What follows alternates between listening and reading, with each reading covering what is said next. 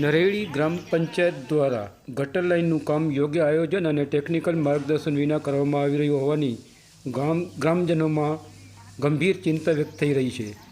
સ્થાનિક લોકોના જણાવ્યા મુજબ ગટર લાઇન નાખતી વખતે ઘણી જગ્યાએ પાણીની લાઇનો તોડી નાખવામાં આવે છે, જેના કારણે પીવાના પાણીની સપ્લાયમાં વિક્ષેપ ઊભો થાય છે અને ગામ લોકોને ભારે મુશ્કેલી પડે છે.